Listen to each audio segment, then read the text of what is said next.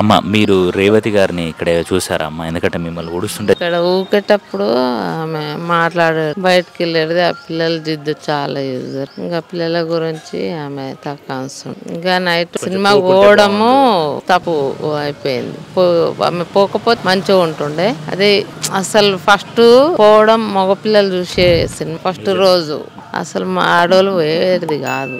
కానీ ఇంకా పిల్లోని వల్ల ఆమె పోయింది. అబ్బాయి పోవాలి సినిమా చూడాలి. అబ్బాయి వల్ల పోయింది ఆమె. కానీ ఇంకా అసలు అట్లా పోయేది లేకుండే. ఇంకా అయినా కానీ ఇంకా ఆయన సాయం చేసినంత వరకు సరిపెట్టుకోవాలి.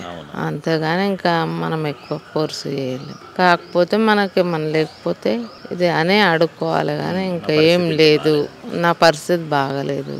ఇంకా ఆమె అట్లా బాబు బాధకి ఆమె పోయి అట్లా తెచ్చుకుంది. ఇంకా కాకపోతే లేదు నాకు అని చెప్పేసి ఆడుకోవాలి. కానీ ఎక్కువ దౌర్జన్యం చేయలేము. ఇప్పుడు ఆ బాబు కూడా ఇంకా కోమాలోనే ఉన్నాడు. లేచిన తర్వాత వాళ్ళ అమ్మ చనిపోయిందనే విషయం కూడా తెలియదు. ఎవరికైనా తల్లే, ఎవరికైనా కొడుకులే. ఎవరికైనా కానీ బాధనే ఉంటుంది. ఇప్పుడు ఆ బాబు కూడా అడుగుతాడు లేచినాక, అప్పుడు బాధనే అనిపిస్తుంది. వాళ్ళ పాప కూడా ఉంది.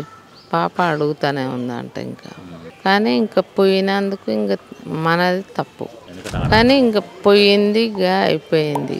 కానీ లేనందుకు మాకు ఇంత కాదు ఇంత అని అడుక్కోవాలి. కానీ ఆయనను అంత దాకా తీసుకుపోవడము తప్పు. ఆయన అయితే వచ్చి ఫస్టే చెప్పేసిండు కదా, ఆయన ఫ్యామిలీ రావద్దు ఫస్ట్నే అని చెప్పేసి పెట్టిరు కదా. అదే పోయింది మన తప్పు. పిల్లలు ఇక్కడ ఆడుకుంటుండే ఎప్పుడన్నా చూసారా? ఆడుకుంటుండే చాలా, కొంచెం ఇట్లా చీదర బాగా అల్లరి చేస్తుండే పిల్లలు. ఆమెను చాలా సతాయిస్తుండే పిల్లలు. ఆమె బాగానే మాట్లాడుతుండే. ఇప్పుడు భాస్కర్ గారు ఈ సంఘటన జరిగిన తర్వాత ఇక్కడ కనబడ్డారా మీకు? ఆయన ఇప్పటిదాకా కనిపించలే నాకైతే. నేను రోజే గల్లీలో ఊపుతా. ఇక్కడికి ఎవరైనా రాజకీయ నాయకులు వాళ్ళు వస్తున్నారా? వచ్చిర్రు మీడియా వాళ్ళు. ఆ రోజు వచ్చి ఇంకా లోపల ఏం మాట్లాడుకురో నేను లోపలికి వరకు వెళ్ళలే. మరి ఖాళీ చేసి వెళ్ళిపోయారా సామాన్ సర్దార్ అని ఇక్కడ ఉన్న అబ్బాయిలు చెప్తున్నారు, నిజమేనా అది? వాళ్ళైతే ఇంట్లో ఉన్నారా అని తెలుసు. సరే అమ్మా, ఓకే అమ్మా, థ్యాంక్ యూ.